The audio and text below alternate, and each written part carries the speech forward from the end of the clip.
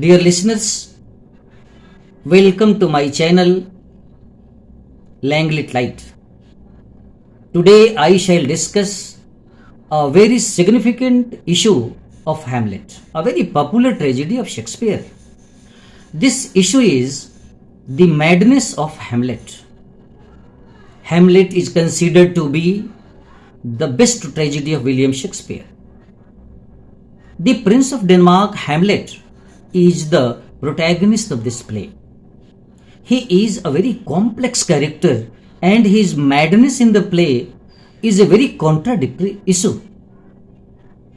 On this issue, the critics of William Shakespeare and the major characters of the play are divided in their opinions. Some popular critics are of the view that Hamlet is really mad. Some others say that his madness is not real, but it is a mere pretense. Is Hamlet's madness real or feigned? This question demands discussion. To know the answer to this question,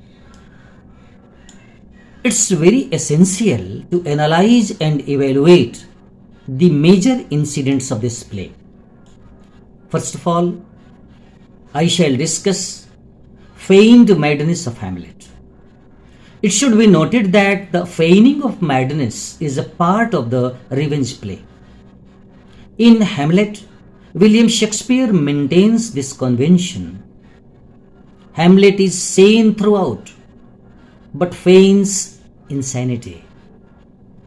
Some important critics like Dowden, Richardson, and Wilson Knight say that Hamlet's madness is not real, but it is pretense. Some others call it crafty madness. Some of the important characters of this play, like Claudius and Polonius, always suspect Hamlet's madness. Through his various statements, speeches, and soliloquies, Hamlet himself accepts that he is not mad. We can find his acceptance in several statements. Once he says to Horatio, "Here as before, never, so help you mercy. How strange or odd soever I bear myself, as I perchance hereafter shall think meet to put an antic disposition on." Once again, he says to his mother that he is not really mad. He says, "My pulse as yours doth temperately keep time, and mix as healthful music. It's not madness that I have uttered. Bring me to the test, and I the matter will reward, which madness would gamble from." Hamlet assumes madness for various reasons. It's a defensive apparatus. It is to shift all suspicion from him. Thus he assumes madness in order to befool his uncle and other enemies. Now, real madness of Hamlet. Some important critics are of the opinion that Hamlet's madness is not feigned but real. They say that Hamlet is actually mad. According to them, if he feigns madness in the beginning, he becomes actually mad later on. Such critics have some ground for their belief. They refer to Hamlet's hysterical outburst in his interview with his mother and by the graveside of Ophelia, the murder of Polonius, his consent to participate in the duel with Laertes, and his behavior at Ophelia's funeral prove his madness. The characters like Gertrude and Ophelia also believe in his madness. The fact is that Hamlet is disturbed due to a lot of shocks. He receives 3 rude shocks.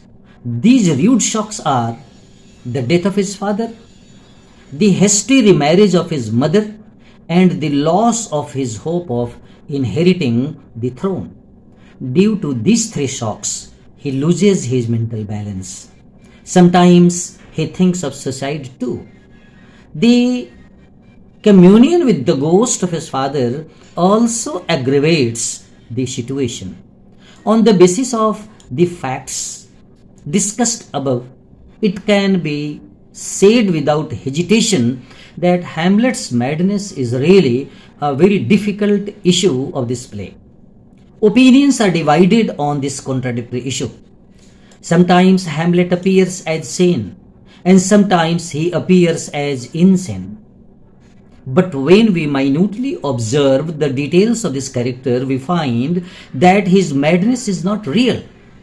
On certain occasions, he does appear to be almost crazy, but it can be explained as the result of an excess of bitterness and melancholy.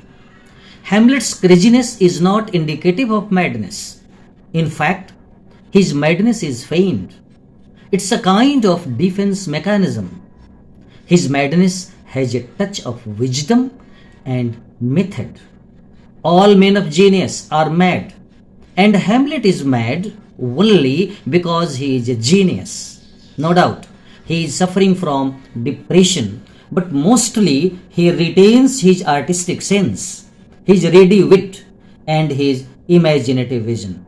Thanks a lot.